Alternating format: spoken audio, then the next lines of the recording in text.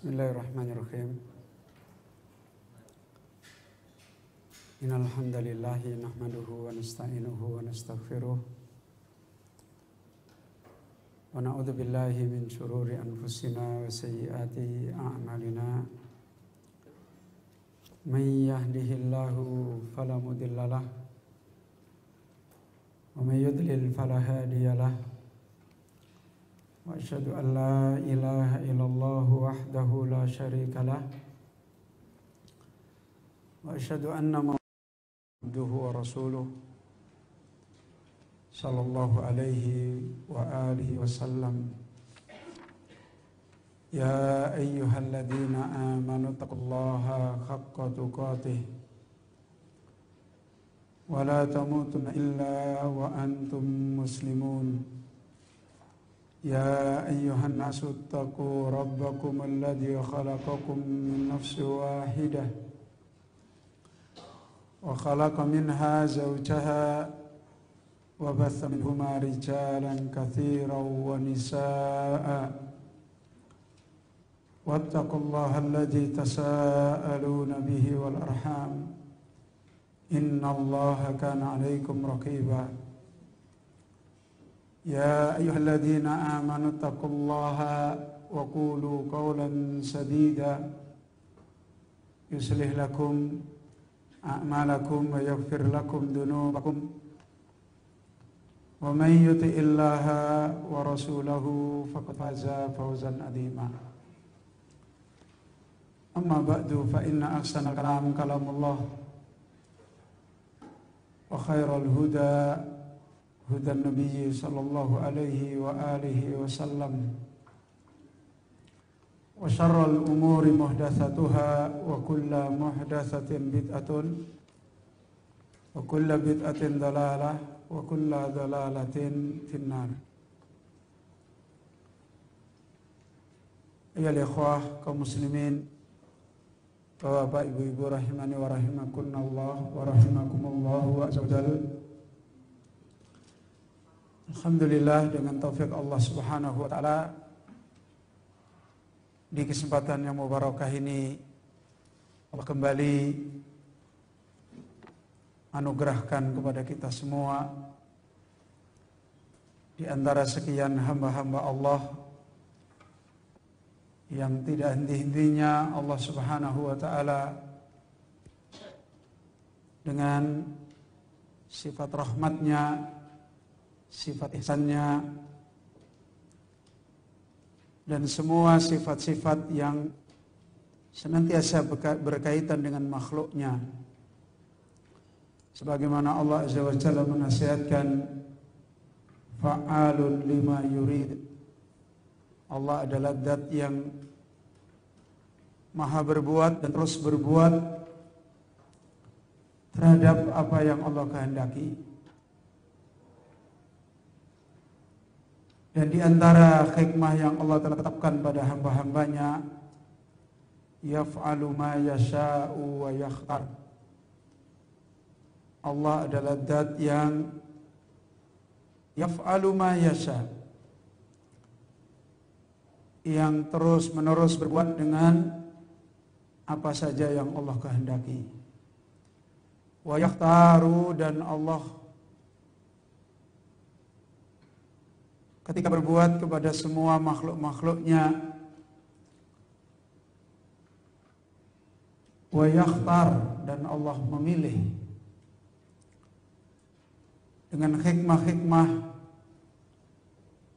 yang terkadang hikmah itu adalah kembali kepada kauniyah mujarradah, terkadang hikmah itu adalah kembali kepada kejadian-kejadian semata, dan terkadang hikmah itu adalah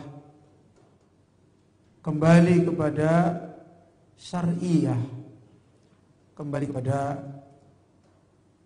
syariatnya Allah, kembali kepada hidayahnya Allah Subhanahu wa taala,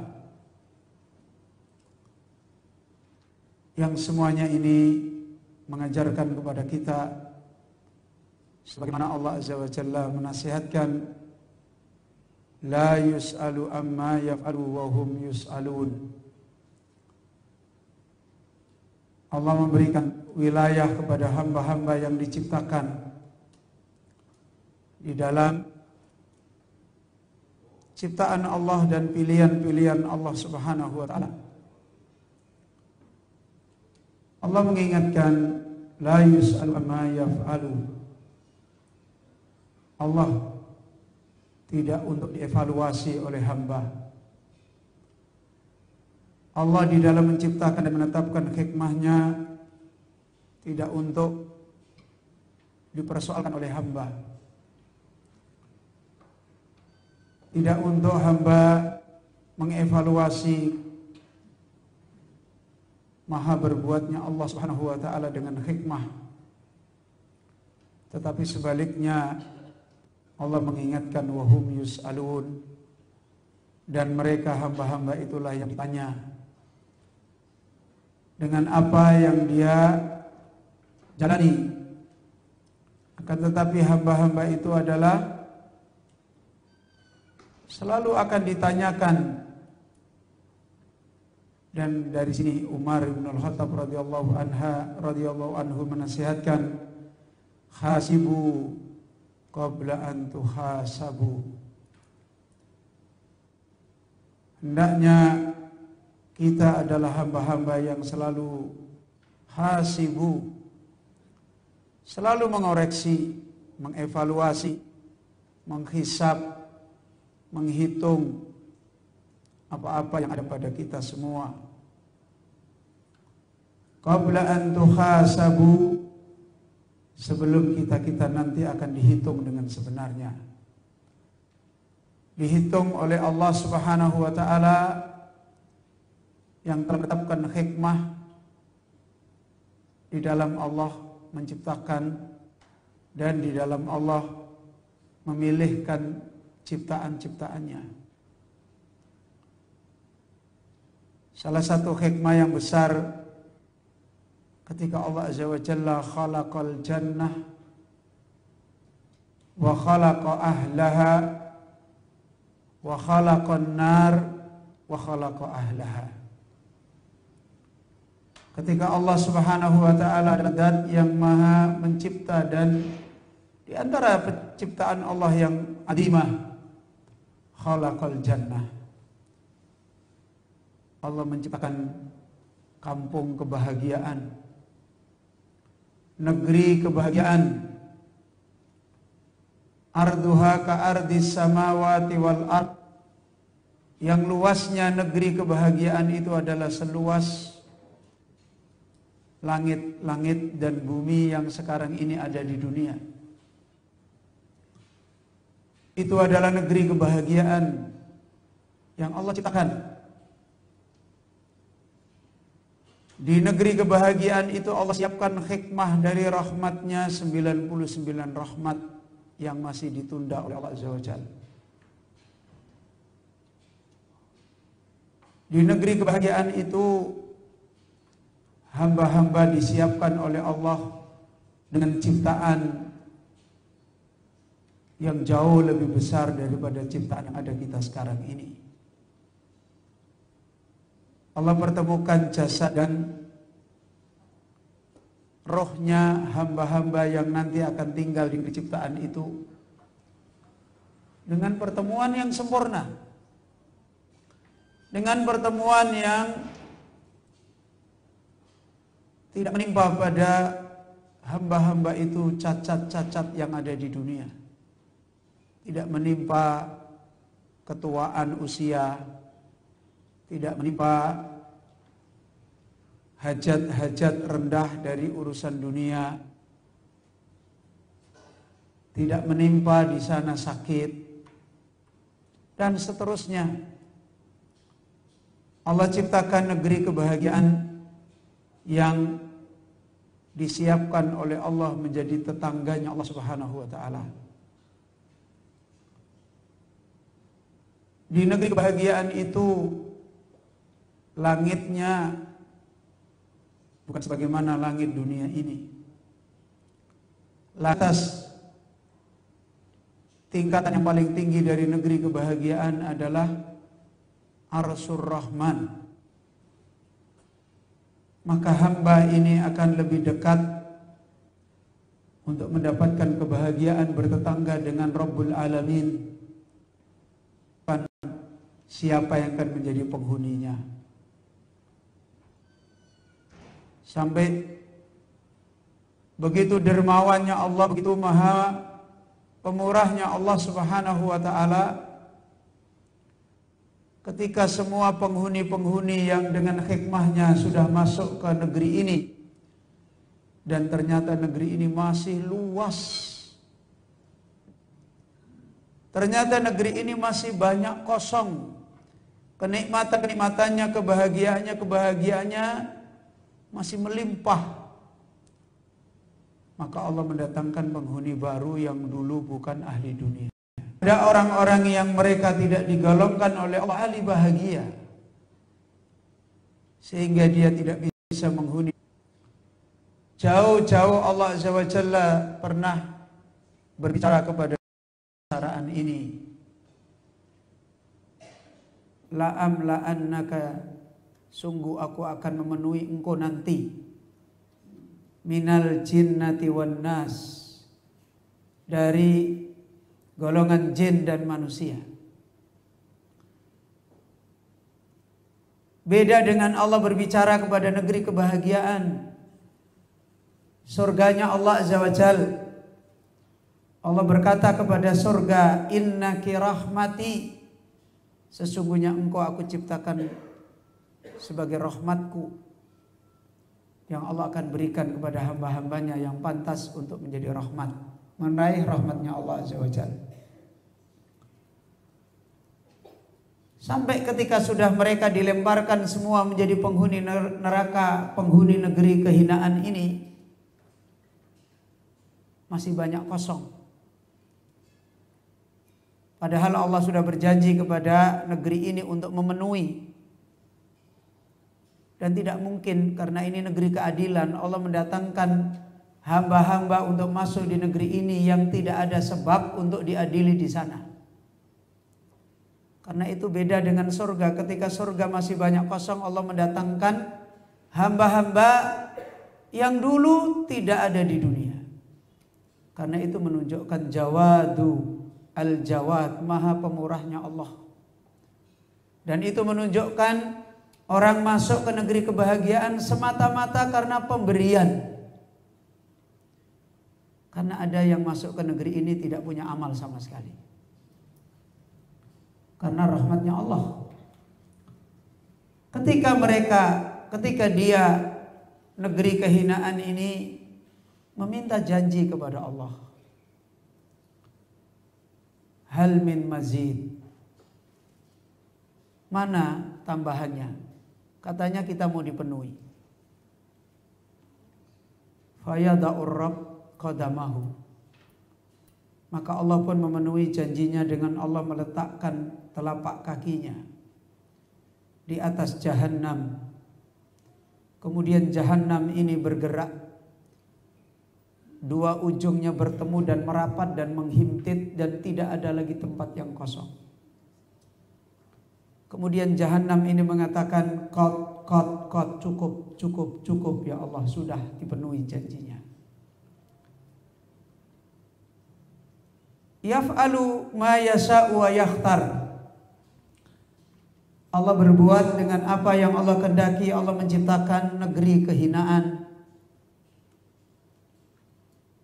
wa yakhtar, dan Allah memilih. La yus'al, dan Allah tidak pantas ditanya, dievaluasi. Wa hum yus'alun, dan mereka sendiri yang harusnya mengevaluasi. Karena itu kesempatan kita di dunia ini adalah kesempatan satu-satunya. Sehingga adanya ciptaan Allah, negeri kehinaan dan negeri kebahagiaan yang abadi, yang ilmu Allah Subhanahu wa ta'ala di dua negeri adalah ilmu yang melimpah. Hikmahnya Allah Azza wa Jalla tentang kehidupan dua negeri ini adalah hikmah yang balighah. Sehingga dulu orang-orang yang cerdas akan kehidupannya, akan keimanannya, sebagaimana tercermin pada diri Rasulullah sallallahu alaihi wasallam saat ayat-ayat tentang negeri keimanan, negeri kebahagiaan, negeri kehinaan ini sampai kepada Rasulullah sallallahu alaihi wasallam. Dan kapan ayat-ayat ini sampai kepada Rasulullah sallallahu alaihi wasallam? Sejak awal dakwah beliau. Karena ayat tentang surga, tentang neraka adalah ayat yang turun bersamaan dengan ayat-ayat tentang beriman kepada Allah, yaitu di Makkah. Sejak saat itu dahi Rasulullah sallallahu alaihi wasallam selalu berkerut. Dan ketika Rasulullah sallallahu alaihi wasallam mengakhiri kehidupannya di dunia dengan perjuangan bagaimana agar menjadi hamba-hamba yang dipilih oleh Allah, ahlinya negeri kebahagiaan, dan perjuangan Rasulullah sallallahu alaihi wasallam sebagai seorang nabi, seorang rasul yang sudah ghafarallahu ma taqaddama min dambihi wa ma ta'akhkhar, yang sudah diampuni oleh Allah dosa-dosanya, sudah dijanjikan diampuni oleh Allah dosa-dosanya di yang sudah lewat dan yang akan datang. Bahkan Rasulullah sallallahu alaihi wasallam sudah diberi wahyu oleh Allah. Yang pertama kali membuka negeri kebahagiaan adalah umatnya Rasulullah sallallahu alaihi wasallam yang beriman. Dan manusia pertama yang membuka pintu negeri kebahagiaan adalah Rasulullah sallallahu alaihi wasallam sendiri. Namun demikian, ketika salah satu istri beliau menyoal, mengevaluasi ibadah beliau, kok kepetelen, ya, kok terlalu aktif, terlalu agresif, terlalu serius. Orang usah metenteng kalau bahasa sekarang. Ibadah ya ibadah, nggak perlu kita serius kayak kita mau jadi nabi. Ya. Rasulullah sallallahu alaihi wasallam ibadahnya diprotes oleh istrinya. Allah telah mengampuni dosa-dosamu yang sudah lewat dan yang akan datang. Kenapa engkau mentaati Allah seperti ini? Ini perjuangan Rasulullah sallallahu alaihi wasallam.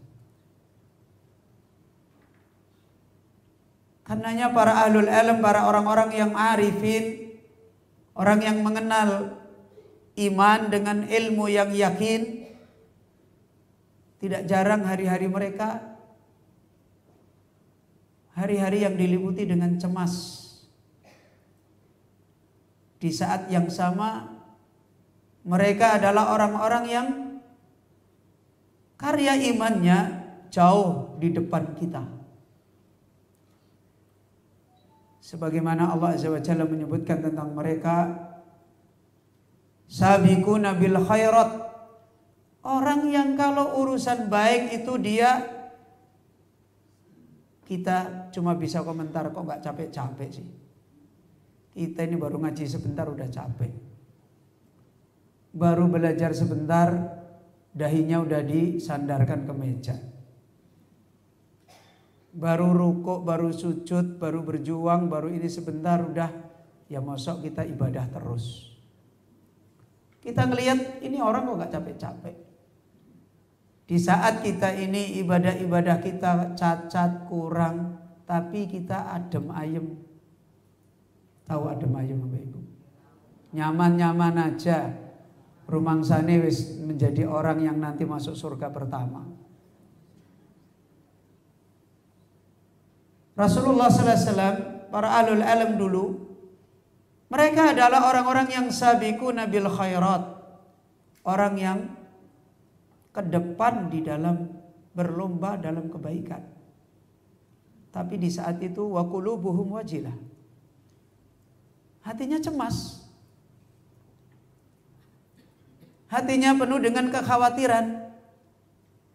Apakah pantas saya ini menjadi orang-orang yang menghuni negeri kebahagiaan? Maka sebagian ulama menerangkan Kalau mereka sedang mendekat kepada Allah, hanya dibayangi dengan ketakutan kalau melihat dirinya, tapi harapan kalau melihat Allah. Kalau melihat dirinya mendekat kepada Allah, hamba seperti saya ini apa pantas diterima? Takut kepada Allah. Sholat kelihatannya saya kerjakan khusyuk, orang tidak tahu, padahal saya ini ada riya.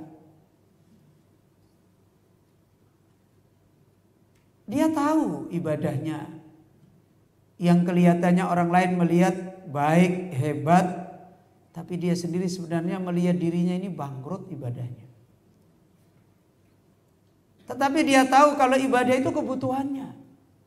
Sekalipun dia melihat ibadahnya ini cacat, kurang, gak pantas saya ini berikan kepada Allah, tapi sebenarnya saya ini butuh beribadah supaya saya tidak putus dengan Allah Rabbul Alamin. Tapi di satu ketika dia beribadah, ada sisi cerah wajahnya ketika dia ingat tentang siapa yang diibadahi. Yang diibadahi adalah Ar-Rahman, Ar-Rahim, Al-Ghafur, Al-Wadud, Al-Afwu. Yang diibadahi adalah Zat yang maha memiliki kasih sayang, rahmat. Yang diibadahi adalah Zat yang maha ghafur, memberikan ampunan. Yang ketika seorang hamba datang mendekatkan diri beribadah kepada Allah, membawa dosa sebesar gunung yang dia bawa, maka Allah menghapuskan dosa-dosanya. Maka cerah dia kalau dia melihat Allah. Dia melihat terbuka kasih sayang Allah. Maka antara takut dan harap terus menghiasi ibadahnya. Dan akhirnya tumbuh kuatnya ibadah dia kepada Allah Azza wa Jalla. Bapak Ibu yang dirahmati oleh Allah Azza wa Jalla, ini hikmah adimah tentang ciptaan Allah Subhanahu wa taala yang mengawali ciptaan itu kita dengan keadaan kita sekarang ini. Semua ini adalah terkait dengan hikmah yang besar, terkait dengan penciptaan Allah kepada hamba-hambanya seperti kita ini. Karena Allah menciptakan surga ada hubungannya dengan penciptaan kita. Allah menciptakan neraka juga ada hubungannya dengan penciptaan kita. Allah menciptakan negeri akhirat yang begitu dahsyat, hari kebangkitan yang begitu dahsyat. Manusia dibangkitkan dalam keadaan telanjang semua, tanpa alas sandal, tidak bersunat. Fa inna lillahi wa inna ilaihi raji'un. Allah ciptakan telaga di negeri kebangkitan, adanya syafaat. Satu hari di hari itu adalah 1000 tahun di hari sekarang. Allah ciptakan negeri keadilan. Bagaimana Allah membentangkan catatan amal. Hari ini orang penerimaan rapot satu hari aja anak-anak cuma muridnya berapa? Perayaan sak kota gempar.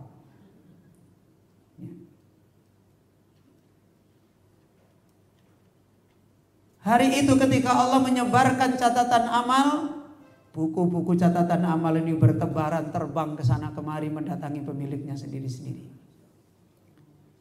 Sebagian mereka mengambil dari tangan kanan, kemudian mereka berteriak, ha umuqra'u kitabiyah, wajahnya cerah.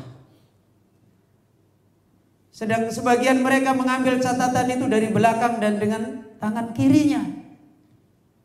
Dan mereka menginginkan seandainya ini tidak datang kepada kita, tetapi tetap datang. Dan tidak ada lagi orang karnaval menyongsong membantu temannya terima buku, urus sendiri-sendiri. Begitu besarnya hari itu kaitannya dengan hamba-hamba kita semua. Di hari Allah Azza wa Jalla menciptakan sirat, al-matnu ala matni jahannam, jembatan yang membentang di antara neraka jahannam. Di hari Allah Azza wa Jalla memanggil satu-satu hambanya. Berapa miliar, triliun hamba sejak Nabi Adam sampai nanti hari kiamat. Dipanggil oleh Allah satu-satu, didangu. Tahu didangu? Bukan didandang. Didangu itu ya ditanyain semua urusan dia ketika selama ini hidup. Ma minkum illa sayukallimu rabbuhu laisa bainahu wa bainahu turjuman. Tidak ada salah seorang di antara kalian kecuali nanti Allah akan berbicara langsung kepada kalian semua dan tidak ada penghalang antara Allah dengan kalian. Hari yang luar biasa, dan itu diciptakan oleh Allah, ada hubungannya dengan kita semua. Maka Bapak Ibu yang dirahmati oleh Allah, apa wilayah kita dengan semua ciptaan Allah Azza wa Jalla dan hikmah-hikmahnya dan keadilannya dan rahmatnya dan ihsannya?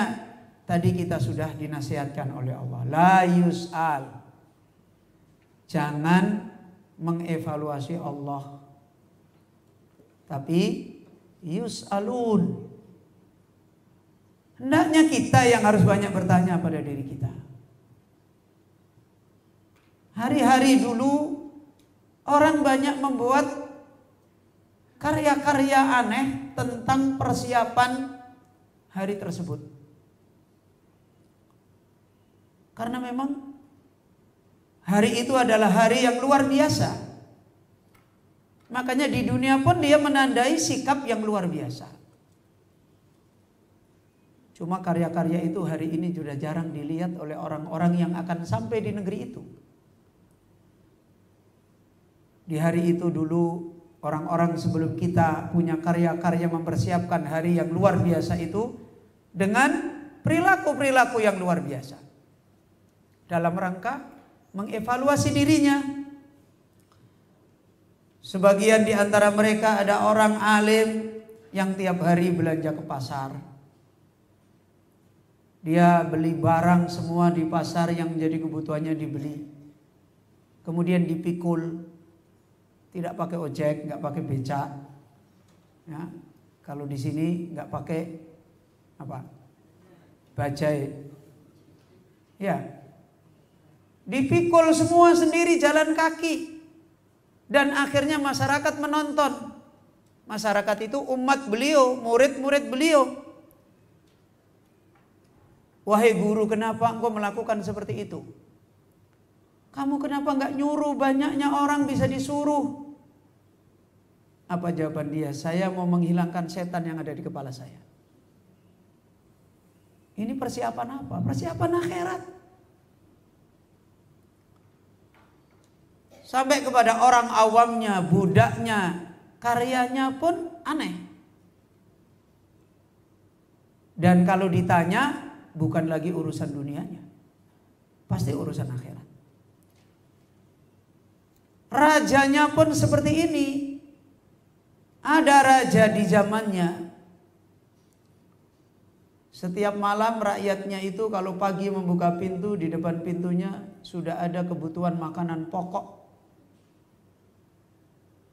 Tetapi semalam itu siapapun tidak pernah ada yang tahu siapa yang naruh makanan pokok itu.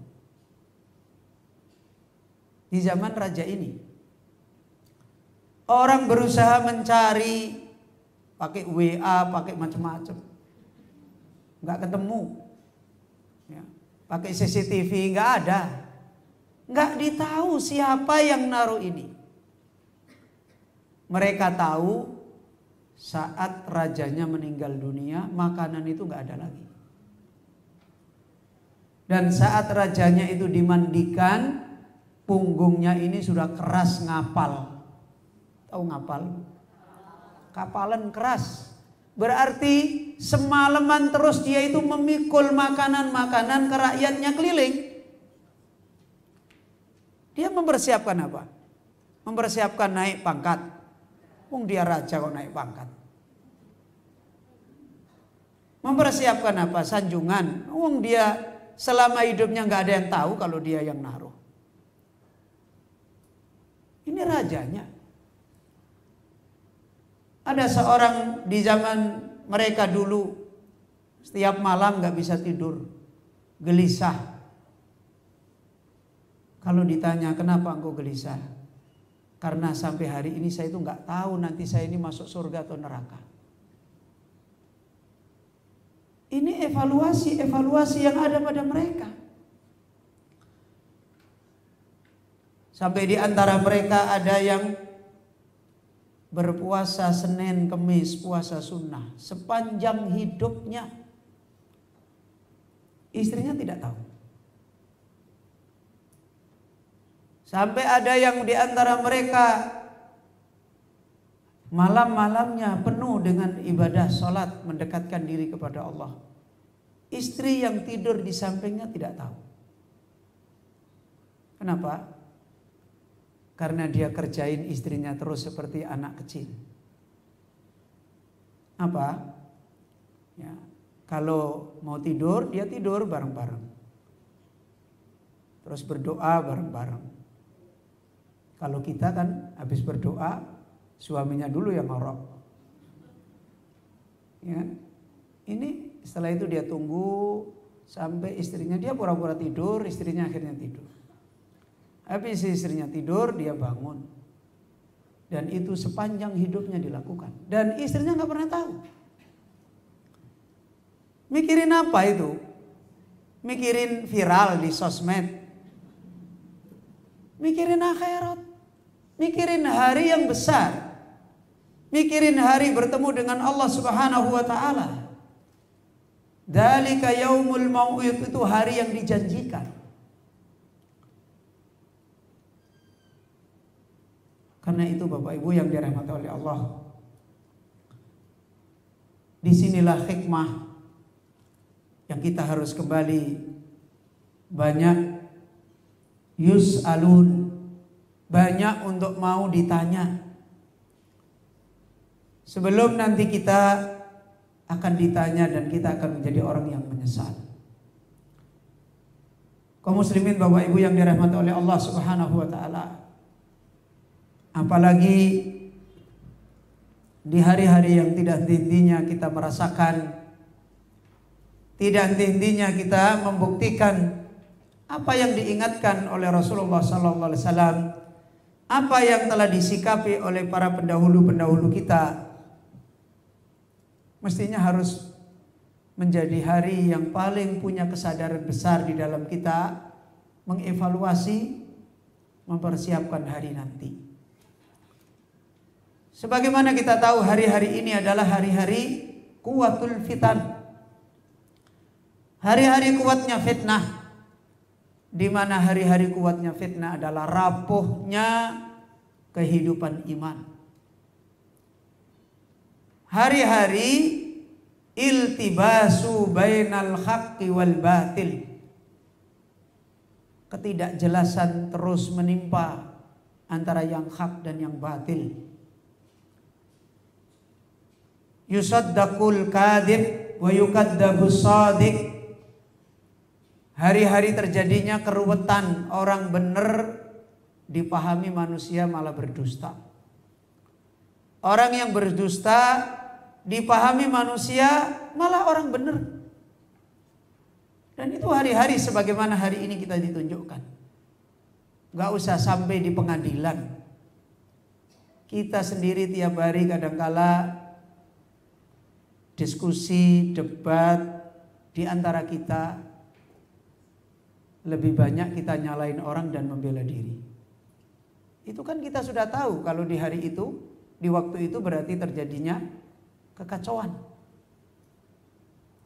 Ya. Padahal kita pun tahu kalau kita adalah yang keliru. Tapi lebih banyak di saat itu kita membenarkan diri kita, nyalain orang lain. Dan itu menunjukkan hari-hari fitnah. Karena itu dalam sebuah riwayat di hari-hari fitnah adalah hari-hari yang lebih baik adalah menyendirinya dia dengan Allah Subhanahu wa taala. Hari-hari yang disebut sebagian ulama manusia harus kuat untuk uzlah. Manusia harus kuat untuk menjauhkan dirinya dari sumber-sumber fitnah. Dan cadangan yang paling besar di hari-hari itu, manusia harus mempunyai hati yang hatinya seperti diterangkan oleh Rasulullah sallallahu alaihi wasallam, la tadurruhul fitnah ma damatis samawati wal ard. Hati yang la tadurruhul fitnah, hati yang fitnah-fitnah itu tidak memadorotkan. Hati yang banyaknya fitnah itu datang, hati itu tidak terpengaruh, hati itu tidak terfitnah. Madamati samawati wal ard, sepanjang kehidupan langit dan bumi masih ada. Dan kemana, di mana kita mendapati hati seperti ini? Kenyataannya dalam hidup kita ini hari-hari adalah hari-hari yang sering terkena fitnah dan terfitnah. Bahkan kadang-kadang dengan sebab-sebab yang baik pun kita juga banyak terkena fitnah. Punya istri, salah satunya ada wasilah kebaikan. Punya suami, salah satunya ada wasilah kebaikan. Punya anak, punya harta, sebagai seorang muslim ada wasilah kebaikan. Toh kadang dan bahkan sering kita juga justru malah mendapatkan fitnahnya. Bukan kita dapat kebaikannya, kita dapat fitnahnya. Kalau kita mau melihat fenomena ini, apa sekarang yang harus kita miliki? Satu-satunya kemenangan yang tidak pernah berubah di sepanjang zaman, sepanjang masa. Dan sebenarnya wasilah ini telah diberikan oleh Allah sejak kita muslim. Yang keislaman kita ini adalah ditandai dengan pembatasan hidup yang menyendiri dengan Allah. Ketika kita mengatakan asyhadu an la ilaha illallah, itu transaksi antara kita dengan Allah untuk hati kita ini hanya hidup dengan Allah Subhanahu wa taala. Sejak saat itu nikmat hati kita sudah kita transaksi dengan Allah. Untuk kita tidak memberikan kebutuhan hati kita kecuali sesembahan kita. La ilaha, tidak ada sesembahan lagi yang menjadi kebutuhan besar di hati manusia illallah, kecuali Allah Rabbul Alamin. Hanya sayang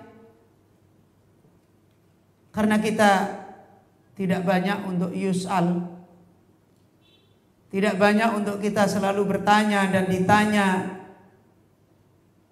tentang transaksi iman kita, Islam kita ini. Dan bagi orang-orang yang mereka kondisinya seperti ini, kita sudah diberi sinyal, diberi rambu-rambu peringatan. Apa? Wal mu'allafatu qulubuhum. Apa artinya? Apa Pak artinya? Loh. Wal mu'allafatu qulubuhum. Kalau orang membagi zakat mal kepada 8 asnaf, salah satunya apa? mu'allaf. Apa tahu yang dimaksud mu'allaf? Ya, orang yang imannya masih lemah kan? Baru punya transaksi, baru punya janji kepada Allah, punya pengenalan yang baru global, punya pengenalan dengan Allah yang masih mujmal. Di mana pengenalan ini pengenalan yang harus dirawat, transaksi yang harus dirawat dengan makrifat, dengan ilmu, karena kita di dunia ini sudah dibuktikan oleh Nabi Musa alaihissalam, kita tidak bisa kenal langsung dengan Allahu Rabbul Alamin secara real. Namun demikian Allah Azza wa Jalla memberi kesempatan kita untuk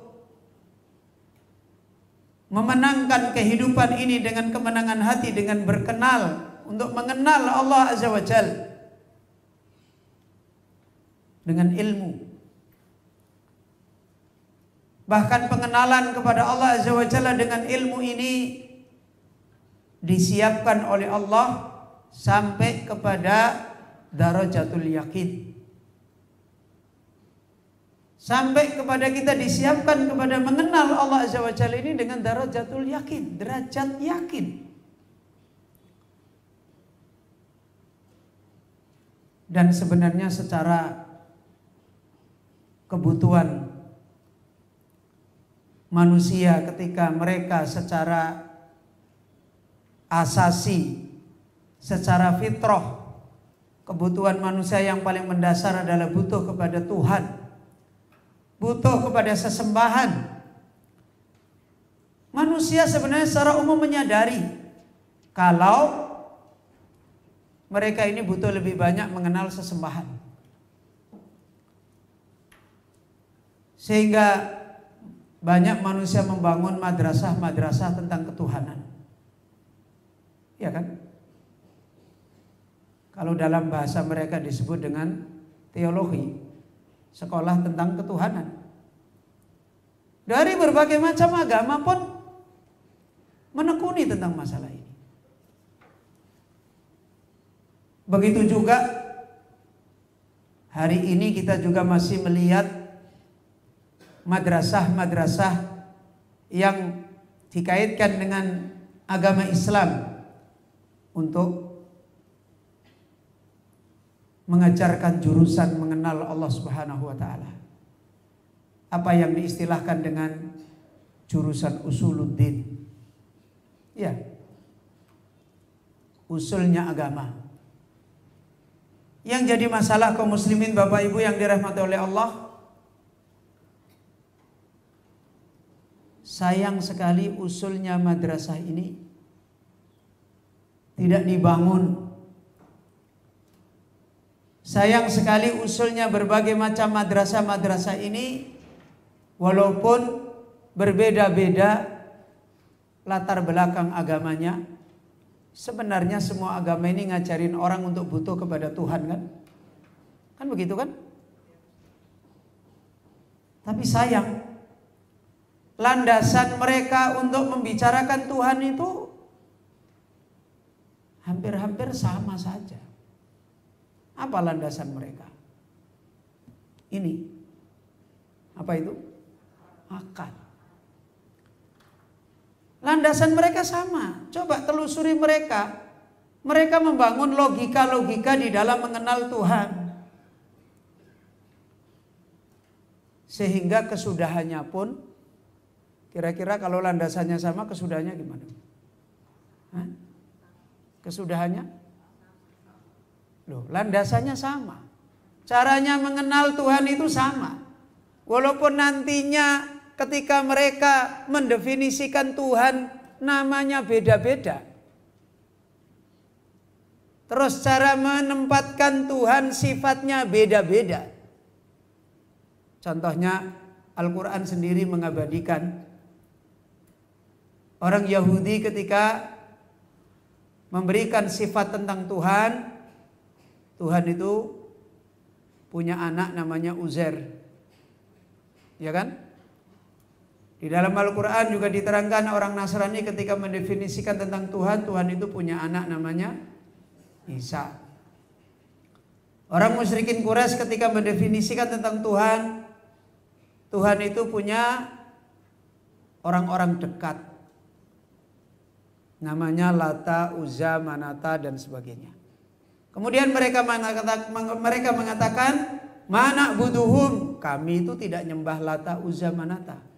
Illa liyuqarribuna ilallahi zulfa, tapi kami jadikan dekat karena kami nggak bisa ketemu sendiri sama Tuhan, harus lewat ini.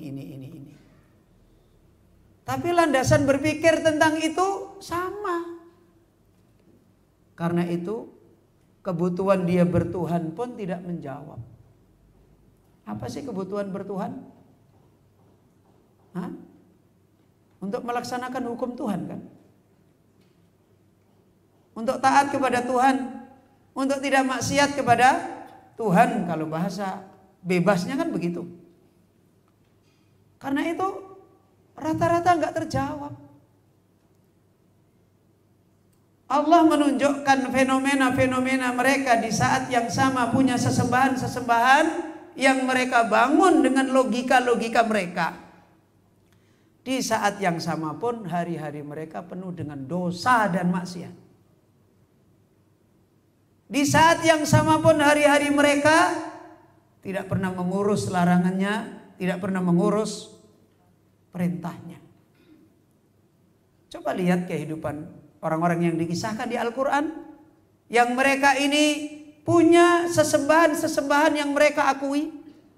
Di saat yang sama kehidupannya penuh dengan kejahatan-kejahatan, penuh dengan kerusakan-kerusakan. Kenapa kok begitu? Sama apa yang menimpa pada kaum muslimin, umat Islam, illa man rahimahullah. Secara umum mereka punya ikrar tentang sesembahan yang benar adalah Allah. Punya kan? Punya. Tapi di mana dampaknya? Bagaimana dampaknya mereka, hati mereka dengan tidak ada sesembahan kecuali Allah Azza wa Jalla? Pola hidupnya gak jauh beda dengan yang sesembahannya lain. Ya kan? Kenapa? Karena cara mereka menjembatani untuk mendapatkan kebutuhan dia di hatinya tentang sesembahan sama dengan mereka. Sebagaimana tadi malam kita contohkan salah satu pemikiran akal orang yang mengimani tentang Allah Azza wa Jalla. Allah adalah wujudun bi ghairi sifat.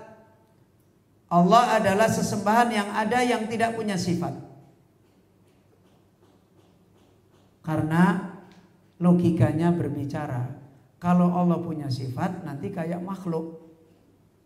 Makhluk kan punya sifat. Kalau begitu supaya kita bisa beriman Allah tidak menyerupai makhluk, kita imani Allah tidak punya sifat. Cara berpikir logika seperti ini akhirnya membuang logikanya sendiri. Sebagaimana orang-orang filosof ketika mereka berkelana mencari sesembahan, kesimpulan terakhir yang ada adalah tidak ada. Kan begitu. Sama pertama kali manusia yang mengatakan setelah dibisiki oleh iblis, oleh syaitan, Allah adalah wujudun bi ghairi sifat. Allah adalah wujud yang ada yang tidak ada sifat. Nggak ada sifatnya.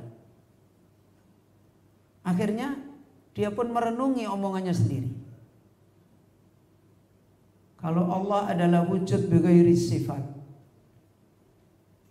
berarti Allah itu ada atau tidak ada?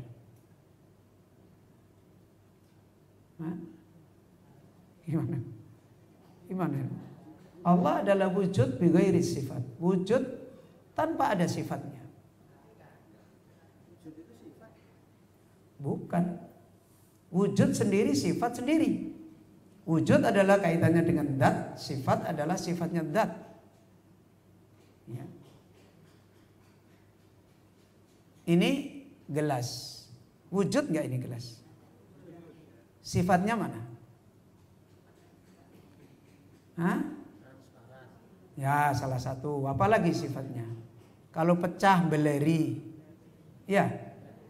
Ya. Kalau dibanting, pecah, biar, ya kan? Bentuknya keras dan seterusnya. Kalau kemudian kita mengatakan gelas adalah sesuatu yang tidak transparan, tidak bisa pecah, dia tidak ini, sifatnya kita buang semua. Ada nggak gelas ini? Nggak ada. Makanya orang yang pertama ketika mengimani Allah, Allah adalah wujud bi ghairi sifat, dia langsung mikir, kalau begitu Allah berarti tidak ada. Maka dia tarokas sholah. Sejak saat itu dia meninggalkan sholat arba'ina lailah. 40 hari lamanya dia nggak sholat. Karena nggak tahu siapa yang disembah. Karena ini landasannya sama. Dan ini memang programnya syaitan. Programnya syaitan adalah idqala lil insani kfur. Ingatlah ketika syaitan berkata kepada manusia, ukfur, kufur kamu. Falamma kafara, ketika orang sudah kufur, ini bari, saya sudah nggak tahu urusan tentang kamu. Dan anehnya, sudah menjadi hikmahnya Allah Azza wa Jal, falamma kafara kafarahu. Kalau dia sudah bencong kepada kekafiran, Allah kafirkan hatinya selama-lamanya. Falamma zagu azagallahu qulubahum. Ketika dia sudah belak, Allah belokkan, tidak bisa kembali. Kaum muslimin Bapak Ibu yang dirahmati oleh Allah. Karena itu evaluasi besar tentang perjalanan kita sebagai hamba Allah yang kita ingin dipilih menjadi hamba Allah yang berbahagia di negeri kebahagiaan.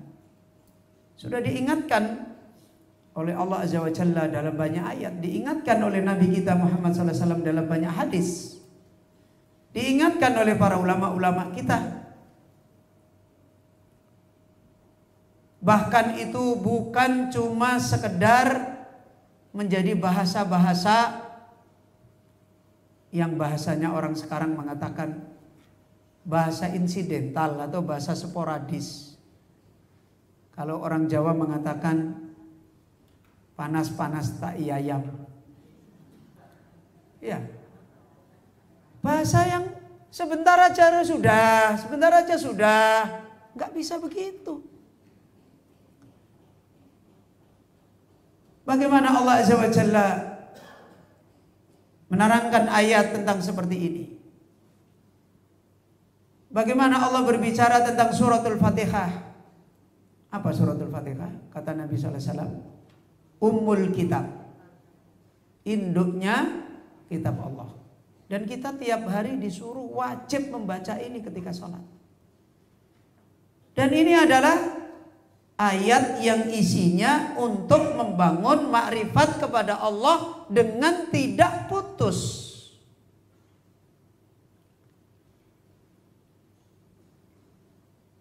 Ayatul Kursi, a'dhamu ayatil Quran, paling besarnya ayat Al-Quran.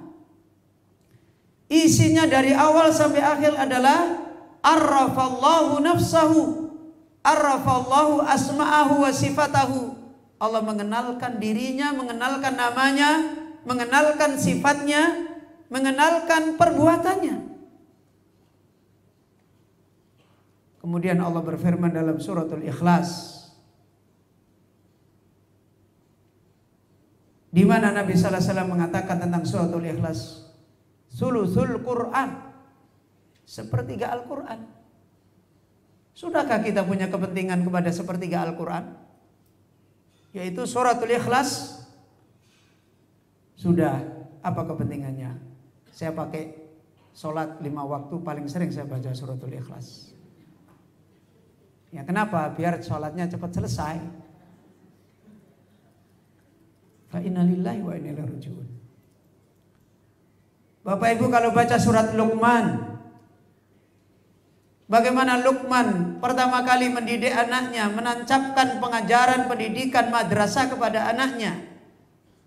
Ya bunayya la tusyrik billah, inna syirka la dzulmun adzim. Ini madrasahnya Luqman Al-Hakim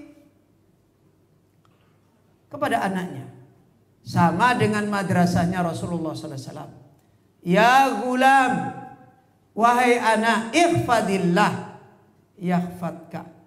Kamu jaga Allah, Allah telah menjaga kamu. Ta'arraf ilallahi firraha. Kamu mengenal Allah, jadilah kamu menjadi orang yang telah mengenal Allah di saat kamu lapang. Anak-anak usia lapang, masa depannya bertemu dengan Allah. Ilmu besar yang harus diajarkan kepada anak-anak kita adalah ma'rifatullah. Ya'rifka fisiddati, nanti di hari-hari kamu jadi manusia yang banyak amanah, banyak urusan, banyak fitnah, Allah akan mengenal kamu. Ini madrasah mereka.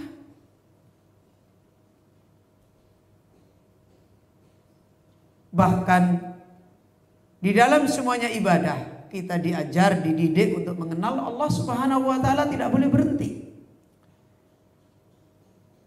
Sampai di dalam gerakan-gerakan yang itu tidak ada urusan wajib, sunnah, makruh, boleh-boleh aja. Di situ saja persoalan mengenal Allah menjadi persoalan besar. Sebagaimana kata Rasulullah SAW, idza qama ahadukum ila shalah, kalau salah seorang di antara kalian berdiri melakukan salat, fala yabsuq qibala wajhi. Ada orang membawakan hadis ini malah dijadikan guyon dan gojek. Tahu guyon dan gojek? Bercanda. Ya memang nggak boleh, masjid sekarang ada karpetnya kok. Masuk meludah. Ya nanti kan karpetnya jadi kotor. Menunjukkan kejahilan yang tidak paham maksudnya Nabi berbicara dengan hadis ini. Rasulullah SAW ketika menerangkan fala yabsuq qibala wajhi, jangan meludah ke arah depan, wala an yaminih, dan jangan meludah ke arah kanan, walakin an sama'ilihi wa fawqa tahta qadamihi, tapi dia meludah ke kiri atau di bawah telapak kakinya. Kenapa? Fa innallaha qibala wajhi. Karena orang yang salat itu hadir Allah di depan, di arah wajahnya. Apa hubungannya? Sekarang kita berbicara, ada enggak ayat dan hadis tentang larangan meludah di waktu sholat? Ada enggak? Enggak boleh meludah waktu sholat? Enggak ada. Perintah ada enggak? Perintah kalau sholat seringlah ludah gitu. Ada? Ya. Anjuran? Enggak ada. Perbuatan dibenci? Berarti apa hukumnya? Mubah. Ya kan begitu. Mubah saja disuruh beradab. Karena kamu itu dekat dengan Allah. Fa innallaha qibala wajhi. Allah berada di arah depannya orang yang salat. Allah adalah qarib, zat yang maha dekat. Aliyun fi dunuwihi, qaribun fi uluwihi, kata para ulama. Allah adalah zat yang maha tinggi di dalam dekatnya kepada hamba, dan zat yang maha dekat kepada hamba di dalam tingginya zat Allah Subhanahu wa taala. Sudah enggak, akal manusia enggak sampai. Dan menunjukkan kebesarannya Allah. Kita hari ini misalnya lagi duduk di sini. Terus tiba-tiba ada Bapak Gubernur di DKI Jakarta mendengar majelis kita, terus datang ke sini. Bingung nggak kita ini hari ini? Bingung, ustadznya lali. Lu padahal ketika dia datang ke sini misalnya, lu dari mana ya dia tahu ya? Selama ini masuk ngaji begini ya didatangi gubernur, ribut itu, horeg. Kalau orang Jawa wis horeg gitu. Ya. Sudah bingung, udah, berarti luar biasa ya, hebat tuh, jangan sembarangan lo sama dia, lo luar biasa. Padahal Allah itu adalah qaribun fi uluwihi. Ketika Allah itu maha dengar dengan hamba, Allah itu zatnya di atas. Gimana kita nggak gemetar? Sehingga pantas kalau ngeludah aja mikirnya besar. Padahal nggak haram nih. Apalagi yang itu haram, apalagi yang itu diperintah wajib, apalagi yang itu dibenci, apalagi yang itu dianjurkan. Oh ini nggak diapa-apain. Itu saja beradabnya dengan Allah. Di saat dia dekat dengan Allah dijaga. Dan itu tingginya makrifat seorang hamba. Yang mubah saja dia jaga. Sekarang ini yang wajib terlantar, yang haram biasa. Dan itu menunjukkan rendahnya makrifat seorang hamba kepada Allah Azza wa Jalla. Karena itu ayyuhal ikhwah kaum muslimin yang dirahmati oleh Allah Azza wa Jalla, berulang-ulang kita nasihatkan apa yang disampaikan oleh Syekhul Islam Ibnu Taimiyah. Faman ittaqadal wahdaniyata fil uluhiyati lillahi subhanahu wa ta'ala war risalati li abdihi wa rasulihi. Siapa yang sudah meyakini bersahadat tidak ada sesembahan dengan benar kecuali Allah, dan dia telah meyakini tentang risalah bagi seorang hamba dan rasulnya yaitu Muhammad SAW, dan itu ada di mana? Di rukun Islam yang pertama. Siapa yang dia telah meyakini seperti ini, kemudian thumma lam yudbi hadzal i'tiqada mujibahu, kemudian dia tidak melanjutkan, kemudian dia tidak terus memperjalankan pengakuannya ini, harus dijalankan kepada tuntutan-tuntutan iman. Apa tuntutan iman? Tuntutan iman itu ziyadah atau nakes? Bapak Ibu kalau sudah punya iman yang dituntut adalah yazid atau yangkus? Yazid. Ya. Tuntutan iman itu bagaimana iman kita bertambah. Dan tuntutan ini adalah tuntutan hidup. Karena di dalam hidup ini adalah goncangan iman gak pernah berhenti. Ya. Bahkan terus bertambah, terus bertambah. Sebagaimana Nabi Sallallahu Alaihi Wasallam sudah mengingatkan, tidak datang satu zaman kecuali zaman itu lebih buruk daripada zaman yang sudah lewat. Maka kalau kemudian dia dengan makrifatnya kepada Allah yang global, dengan kalimat syahadat asyhadu an la ilaha illallah wahdahu la syarikalah wa asyhadu anna muhammadan abduhu wa rasuluh, dan dia juga ngerasain bahwasanya dampak pengenalan dia kepada Allah, dampak pengenalan dia kepada Rasulullah sallallahu alaihi wasallam pun tidak banyak berdampak dalam hidup. Belum bisa menjadi kekuatan dia untuk berlomba di dalam kebaikan. Belum bisa menjadi kekuatan dia satu-satunya untuk jauh dari kerusakan. Itu kan berarti belum berdampak. Kita sudah mengakui beriman kepada Allah, mengakui beriman kepada Rasulullah. Kok keimanan ini belum bisa hadir dengan perintah yang kita lakukan dan larangan yang kita tinggalkan? Padahal Allah selalu mengingatkan, in kuntum tu'minuna billah. Kalau kamu beriman kepada Allah ya begini. Kalau kamu beriman kepada Allah ya begini. Kalau kita tidak berusaha membangun keimanan kita, terus menyual, menanya, agar iman ini yazid, agar iman ini bertambah, dan terus pada posisi iman itu adalah iman ziyadah, bukan dalam posisi iman yang nakes, iman yang kurang, iman yang gampang sekali kena fitnah. Kalau kita tidak melakukan seperti ini, kata Syekhul Islam Ibnu Taimiyah, wujuduhu ka'adami, adanya iman kita seperti tidak adanya iman. Waliyadzubillah, naudzubillah min dzalik. Maka Bapak-bapak, Ibu-ibu yang dirahmati oleh Allah, dan sebagaimana kalimat ikrar pembatasan kehidupan hati kita hanya kepada Allah Subhanahu wa taala, yang masih global, masih mujmal ini telah ditunjukkan oleh Allah. Waktu kemarin di pengajian juga kita tanya, pada waktu datang ayat idza jaa nasrullah, ya, kapan ini ayat ini datang? Di akhir dakwahnya Nabi atau di awal dakwahnya Nabi?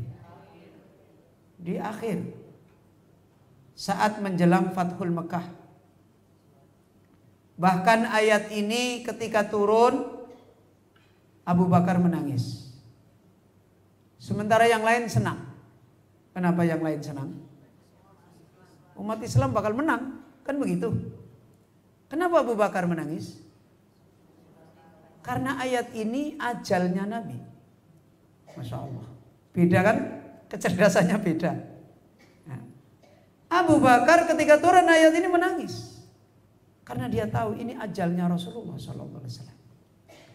Sementara mereka yang lain senang. Dan biasanya perjuangan iman seseorang itu, kalau sudah datang pertolongan Allah, biasanya orang itu tidak lama lagi wafat. Kalau dia orang beriman yang benar, karena dia tidak kepingin itu sebenarnya. Dia hanya kepingin pulang bertemu dengan Allah Subhanahu wa taala. Pada ayat ini turun idza jaa nasrullah, itu sudah Fathul Makkah belum? Hah? Sudah belum? Belum, tapi hampir. Ya kan? Siapa yang menyertai Nabi? Muhajirin sama Ansor. Ya kan? Berarti ayat ini Allah berikan pertolongan hakikatnya kepada siapa? Kepada Rasulullah, kepada para Muhajirin, dan kepada Ansor. Kemudian datanglah pertolongan. Semua orang Mekah masuk Islam. Dan setelah itu tidak lama lagi terjadi hikmah yang besar. Apa itu hikmah yang besar? Perang Hunain. Ya. Perang Hunain itu perang setelah Fathul Mekah, di mana umat Islam ketika perang Hunain ini jumlahnya sedikit atau banyak, Pak? Banyak. Semua Muhajirin Ansor berangkat, ditambah siapa? Semua orang yang baru masuk Islam.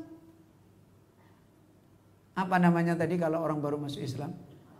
Sudah syahadat semua belum? Sudah mengakui belum? Sudah syahadat semua. Udah mengatakan bahwasanya yang benar sesembahan adalah Allah. Tapi Hudasa Usin, dia adalah orang yang baru beriman secara global. Makanya ketika mereka berangkat perang, apa yang terjadi? Ajabat kasratuku. Hatinya tersinggung bukan dengan Allah, tapi dengan apa? Jumlahnya yang banyak. Waduh, hebat nih kita. Bukan bicara Allah ini. Ketika perang terjadilah kekalahan, kehancuran. Lari tunggang langgang semua. Makanya pada lihat mereka sudah syahadat loh. Sudah, kenapa mereka lari? Itulah tadi, orang yang punya kehidupan iman kepada Allah baru global, itu belum berpotensi untuk bisa mampu dipakai untuk menjalani kehidupan orang berbahagia. Belum bisa dipakai untuk menjalani kehidupan orang berbahagia. Kecuali dia harus membangun kehidupan imannya dengan makrifat kepada Allah yang imannya itu yazid, ditumbuhkan. Maka disitulah Allah telah memberikan rincian kehidupan yang harus dibangun di dalam mengenal Allah. Di dalam kalimat iman la ilaha illallah disimpulkan kepada dua wilayah. Wilayah iyyaka na'budu, ya, dan wilayah iyyaka nasta'in.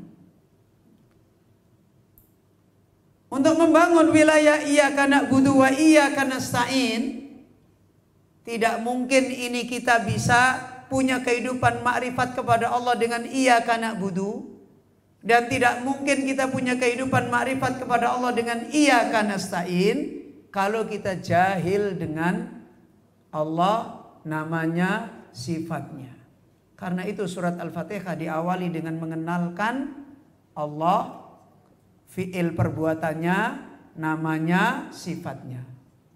Mana yang menunjukkan perbuatan Allah? Rabbul Alamin.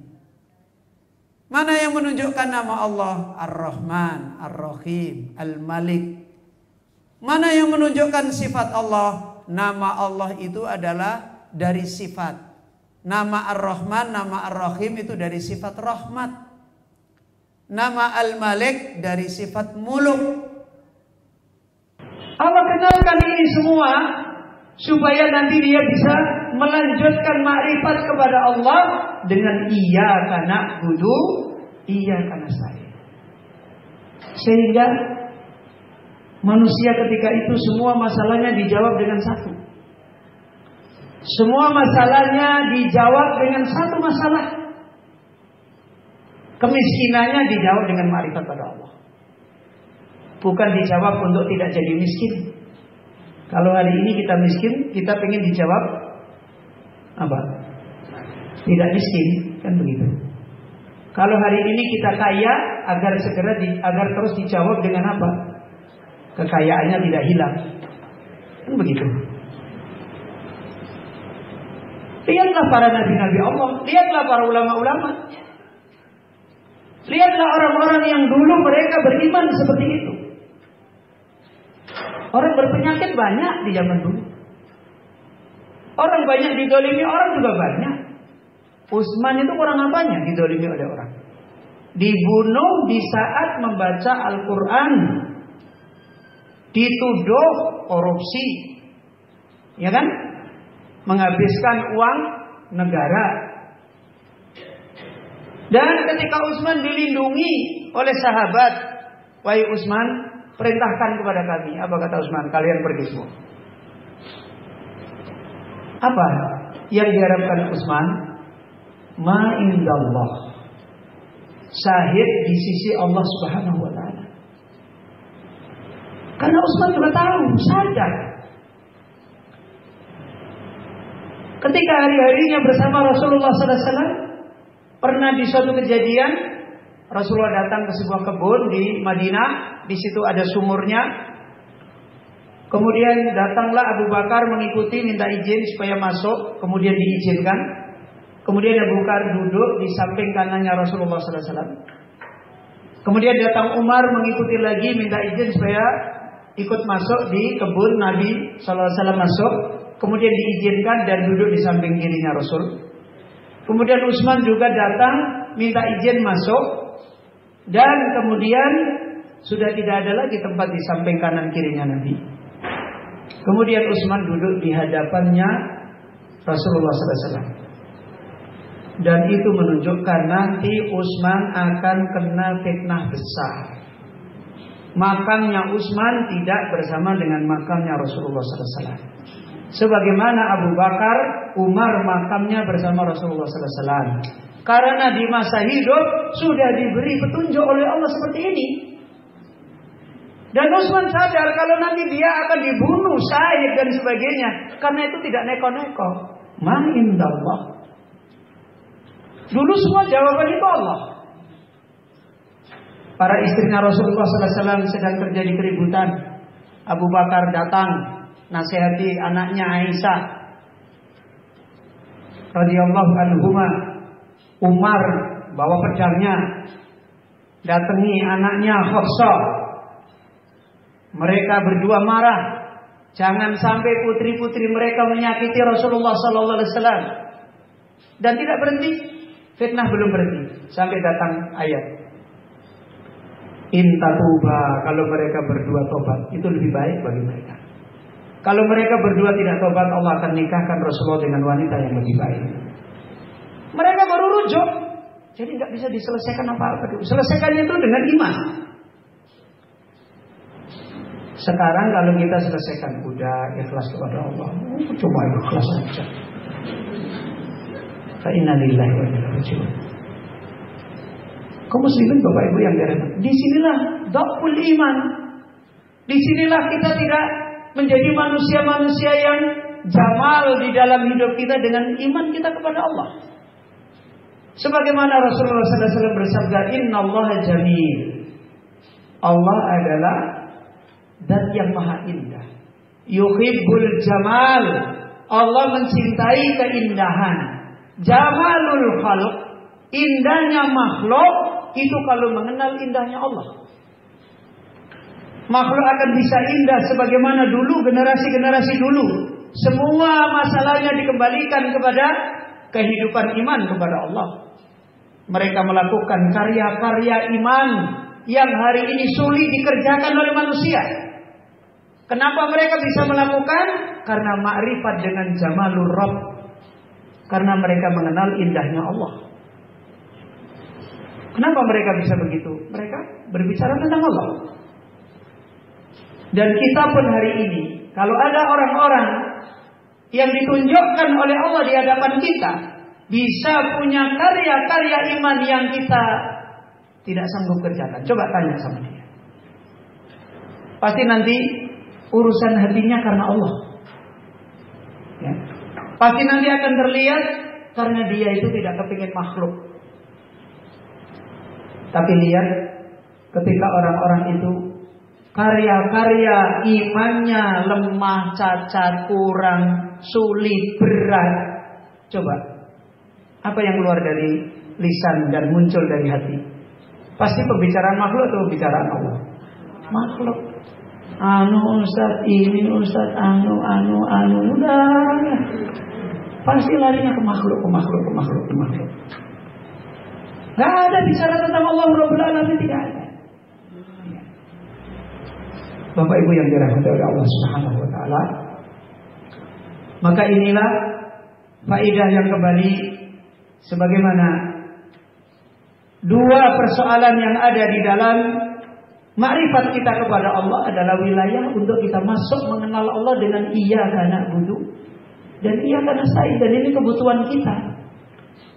Kalau kita tidak iyyaka na'budu kepada Allah, nanti akan iyyaka na'budu kepada siapa?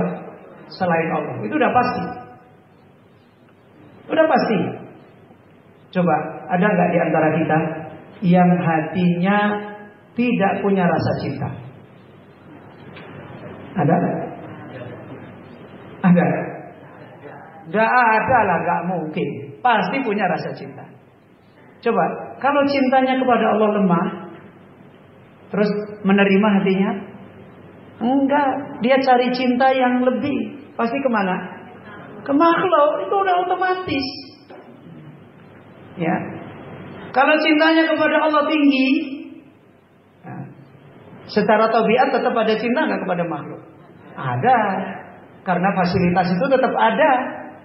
Ya, saraf-sarafnya masih ada kecuali sarafnya dipotong semua. Ya kan begitu. Tapi cintanya kepada makhluk biasa-biasa saja. Bojone ayu yo biasa, bojone elek yo biasa. Ya, bojone ganteng yo biasa, duitnya banyak juga biasa, duitnya sedikit juga biasa. Enggak bingung. Takut kepada makhluk, takut kepada Allah, enggak mungkin bisa dilewati. Kalau dia tidak bisa takut kepada Allah dengan benar, dengan besar, pasti takut kemana? Makhluk, karena itu kebutuhan hati. Ya, gak akan bisa. Dan karena itu kehidupan seperti ini pasti menyertai makhluk terus. Apalagi kok kita dari jin dan manusia, hewan-hewan yang tidak ada kaitannya dengan bahagia dan sengsara, itu saja potensi untuk seperti itu ada. Potensi untuk mencari kebaikan dengan cinta, dengan takut, dengan mengharapkan ada. Ya. Hewan kucing datang aja nelongso, tahu nelongso Pak? Menunjukkan kalau dikasihani, berharap sama orang yang di depannya. Lo ada. Apalagi makhluk manusia, jin, yang memang sudah ditetapkan oleh Allah penciptaannya seperti ini. Makanya kalau kita tidak merawat makrifat kita kepada Allah, kepada Ia karena butuh dan Ia karena nasta'inannya kepada Allah, jatuh nanti kepada makhluk.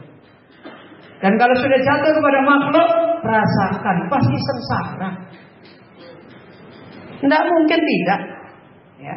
Semua kita ini yang sudah cukup umur ini kan kita sudah cukup umur semua. Sudah pernah punya pengalaman cinta, ya kan?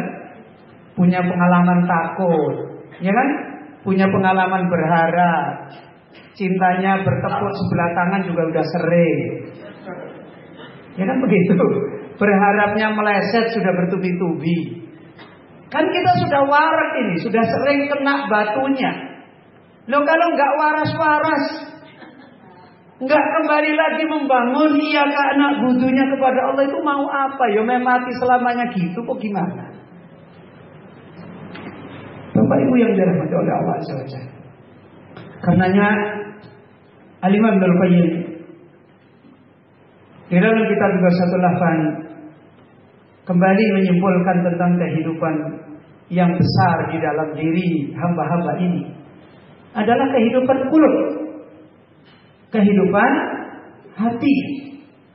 Sehingga kehidupan hati ini jelas yang paling besar adalah kehidupan untuk mengenal Allah sebagai ilah dan kehidupan untuk mengenal Allah sebagai Rabb. Walaupun di dalam kalimat syahadat yang disebut hanya apa?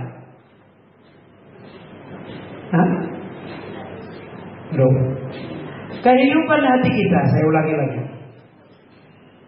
Di dalam mengenal Allah harus masuk di dalam kehidupan mengenal Allah sebagai ilah. Itu iya karena butuh. Ya. Yang kedua kita harus masuk kebutuhan kita untuk mengenal Allah sebagai Rabb. Itu adalah pada iyyaka nasta'in di dalam praktek kehidupannya. Mengenal Allah sebagai ilah, kita akan mempraktekkan bahwasanya iyyaka na'budu. Mengenal Allah sebagai Rabb, kita akan mempraktekkan iyyaka nasta'in. Meskipun di dalam kalimat syahadat yang disebut yang mana? Ilah kan? La ilaha. Kenapa Allah tidak disebut? Kenapa Rabb tidak disebut? Ya. Karena kalau bahasa sekarang sudah inwan. Tahu inwan? Sudah masuk. Yang namanya ilah itu ya Rabb. Kalau dia bukan Rabb, ya nggak benar jadi ilah. Paham, Bapak Ibu? Karena Rabb adalah zat yang maha memiliki sifat-sifat kekuasaan sebagai Rabb. Ilah adalah dituju. Sekarang kita bisa melihat seorang suami menuju kepada istri. Suami A menuju kepada istri B. Kemudian dia punya muamalah khusus kepada istrinya B. Kira-kira dia kenal istrinya punya amalan-amalan tertentu nggak? Iyalah, kalau nggak punya, loh saya istri saya ini sok orang ngerti. Ya nggak mungkin dia bisa berkhidmat. Oh, istrinya punya sifat ini, sifat ini, sifat ini, sifat ini. Kemudian akhirnya dia menuju. Istrinya adalah kalau berbuat begini, kalau ini begini, kalau ngurus anaknya begini, kalau di rumah begini. Maka dia menuju. Kalau dia tidak kenal apa-apa tentang istrinya punya amalan ini, punya karya ini, punya ini, dia nuju nggak? Enggak. Contohnya sederhana. Hari ini kita kalau disebut nama dukun, tahu nggak? Tahu semua? Tapi yang ada di sini pada pergi ke dukun nggak? Kenapa? Ya karena nggak tahu dukun, kita nggak butuh dukun. Mungkin ada yang tahu malah taunya benci. Ngapain kita ke sana? Apa yang dia tahu? Dukun itu pembohong. Nah, dia tahu kan? Masa kalau pembohong kita akan ke sana bawa bergedel, bawa soto? Ya enggak lah. Dan sekarang kenapa ada orang yang ke sana? Kenapa ada yang ke sana? Karena dia tahu kalau dukun ini bisa begini, bisa begini, bisa begini, bisa begini, kan begitu. Loh, tapi bohong lah, kan dia tidak tahu kalau dibohongi. Ya kan begitu. Nanti kalau sudah tahu dibohongi, peceret kuning dia. Tahu peceret kuning, Pak? Lari terbirit-birit sampai keluar beolnya yang cair kuning itu. Itu bahasa Jawa. Melayu sampai peceret kuning gitu. Nah, jadi kalau Allah menyebut ilah dan itu diterima, seharusnya yang mengakui itu sudah mengenal kalau dia Rabb. Paham Bapak Ibu? Karena itu di dalam surat Al-Fatihah dikenalkan Allah sebagai ilah dengan nama yang paling tinggi, Allah. Kemudian siapa Allah? Rabbul Alamin. Kan begitu. Kita menuju kepada Allah. Lafaz jalalah Allah itu dari ilah. Ilah isim nakirah dikasih al. Ya. Jadi Allah ditafkhim, bacaannya ditebalkan, jadinya Allah. Ya. Isim nakirahnya ilahun. Ya. Ini Allah sebagai ilah. Kemudian diperjelas Rabbul Alamin. Ketika Allah menasihatkan Inna Rabbakumullah, sesungguhnya Rabb kalian adalah Allah. Nah, ini dijabarkan di dalam surat Al-Fatihah. Kemudian dijabarkan lagi di dalam suratul Ikhlas. Qul huwallahu ahad. Kemudian Allahus samad. Qul huwallahu ahad adalah menerangkan tentang Allah itu siapa. Allah adalah sesembahan yang memiliki tunggal seluruh sifat sempurna. Yang diringkas di dalam ayat Rabbul Alamin. Cukup mewakili Al-Alamin. Allah menciptakan malam siang. Mana siapa yang terlibat ngurusi malam siang? Sudah cukup, orang bodoh pun paham. Ya. Itu Allah Rabbul Alamin. Karena itu Nabi Ibrahim alaihissalam berkata kepada raja ketika berbicara tentang Rabb, rububiyah, Ibrahim mengatakan Tuhanku mematikan dan menghidupkan. Ya kan begitu. Kemudian mereka datang, rajanya sini, ambilkan 2 orang. Satu kemudian bunuh mati. Satu biarkan dia hidup, nih saya juga bisa. Kan begitu kan? Kemudian Ibrahim alaihissalam mengatakan Tuhanku telah menarik matahari dari timur ke barat. Sekarang kamu tarik dari barat ke timur. Wabuhital ladzi kafar. Maka orang kafir pun diam, nggak bisa ngomong. Sudah cukup. Dari itu saja sudah cukup. Allah sebagai Rabb. Maka diringkas di dalam surat Al-Ikhlas Al-Ahad. Ahad itu maknanya tafarrud bi kulli kamal. Maha tunggal dengan seluruh sifat sempurna. Tidak mungkin dia sebagai sesembahan yang benar kalau tidak punya sifat sempurna. Kalau tidak punya sifat sempurna, tidak mungkin. Karena itu Allah menyebutkan pembersihan dari sifat sempurna. Mana pembersihan dari sifat yang tidak sempurna? Mana? Lam yalid wa lam yulad wa lam yakun lahu kufuwan ahad. Itu pembersihan dari sifat-sifat yang tidak sempurna. Enggak ada pada Allah sifat yang tidak sempurna. Buktinya rububiyahnya Allah, perhatikan. Ya. Rububiyahnya Allah, perhatikan. Kemudian Allahus Samad. Tasmadu ilaihil khalqu kullu. Allah adalah As-Samad, maknanya semua makhluk menuju kepadanya. Semua makhluk menuju kepada Allah Rabbul Alamin. Maka diterima dengan keimanan atau tidak diterima dengan keimanan, tidak ada makhluk yang tidak menuju kepada Allah. Tidak ada. Hatta iblis itu loh yang mengkafirkan orang-orang. Itu aja mengakui kok. Apa? Rabbi fa'andirni ila yaumi yub'atsun. Wahai Rabbku. Loh, ini iblis nih wis kafir. Iblis ini sudah kafir. Aba wastakbara dalam Al-Quran. Dia telah membangkang dan dia takabur, wa kana minal kafirin. Dan iblis termasuk orang yang kafir. Itu masih ngomong, Rabbi, wahai Rabbku, wahai penciptaku, tundalah adabku nanti di hari kiamat saja. Jangan sekarang saya diadab. Itu iblis. Ketika perang Badar, malaikat turun, iblis waktu itu menjelma menjadi penasehat tentaranya orang yang tidak beriman, orang musyrik. Iblis lihat, tahu, iblis pergi lagi. Kemudian dia mengatakan, Inni akhafullah. Saya takut pada Allah. Walaupun dia kafir. Nggak bisa ditolak orang itu untuk kembali kepada Allah, nggak bisa ditolak. Ya, Bapak Ibu yang dirahmati oleh Allah Subhanahu Wa Taala. Maka dua wilayah ini yang menjadi wilayah untuk kita punya kehidupan dengan ilah dan punya kehidupan dengan Rabb yang benar, yaitu Allah Subhanahu Wa Taala. Apa bentuk-bentuk wilayah ilah dan apa bentuk-bentuk wilayah Rabb?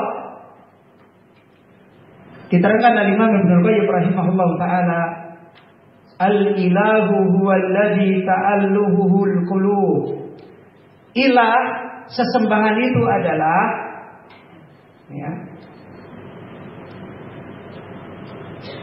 perkara yang dimana hati-hati manusia senantiasa mencari kecondongan menuju kepadanya. Dengan apa dia menuju? Mahabbatan wa inabatan wa ijlalan wa ikraman wa ta'diman wa dullan wa khudu'an wa khawfan wa raja'an wa tawakkulan wa ila ghairi dzalika. Kehidupan dengan sesembahan yang benar yang paling besar adalah hati kita. Apa yang harus kita masukkan di dalam iyyaka na'budu? Mahabbah. Kehidupan cinta kepada Allah. Ada enggak hanya kepada Allah? Kita mencintai, takdir, kemudian selain mahabbah, inabah, kembali kepada Allah. Setiap apa-apa kita selalu kembali kepada Allah. Dan kebutuhan kembali ini memang yang kita cari kembalinya. Coba contoh misalnya, kalau orang kehilangan uang misalnya, minta tolong pada Pak Polisi, pencurinya belum ketemu. Minta tolong pada teman-teman tetangganya untuk mencari, belum ketemu. Ini kan namanya menuju kan? Cari sana, menuju sana, menuju sana. Kembali ke polisi nggak dapat, kembali ke temannya nggak dapat, kembali ke sini nggak dapat. Terus kira-kira menuju kemana? Kalau orang itu ya kenal Allah sebatas Allah, dia menuju kemana? Menuju kepada Allah. Menuju kepada Allah untuk apa, saya tanya?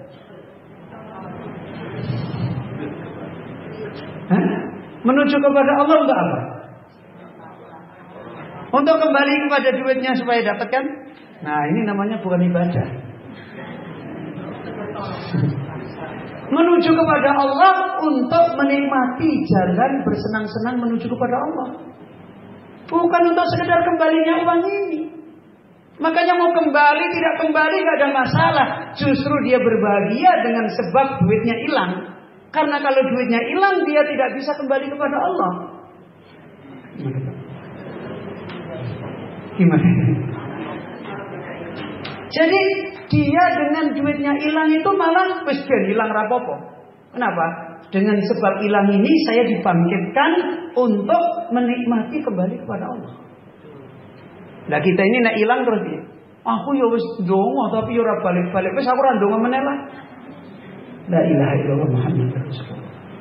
Ini bukan namanya iyyaka na'budu. Jadi jangan dipahami iyyaka na'budu itu kehidupan yang cuma sekedar kita sholat, kita wudu, kita tayamum. Kehidupan hati, ibadah qulub. Ini ibadah yang selama ini terbengkelai. Ilmu tentang ibadah hati itu ilmu besar. Mohon maaf, tidak ada udurnya. Kalau ibadah zahir ada udurnya enggak? Ada. Sholat nggak bisa sholat berdiri, udurnya duduk. Sholat lali kebablasan turu, apa? Nanti nek tangi, lu kan begitu kan? Lupa nanti kalau ingat. Semua ada udurnya ibadah zahir. Tapi kalau ibadah hati, nggak cinta kepada Allah, munafik, nggak ada udurnya. Ini persoalan besar ibadah-ibadah iyyaka na'budu yang ada di hati ini.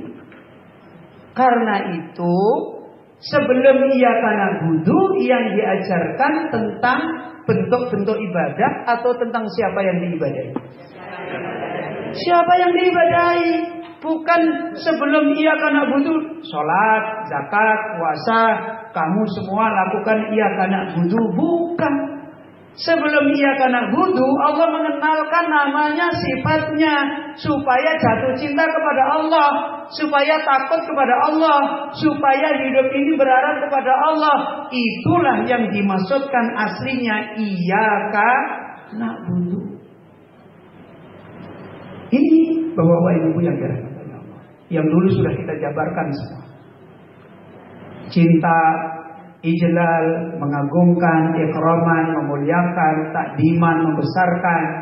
Kemudian pada dirinya dullan, merendahkan, khudu'an, tawadu, khaufan, takut, roja, berharap, merendahkan diri, tawakal, menyerahkan. Dan ini semua adalah ibadah. Dari mana ibadah-ibadah hati ini dibangun?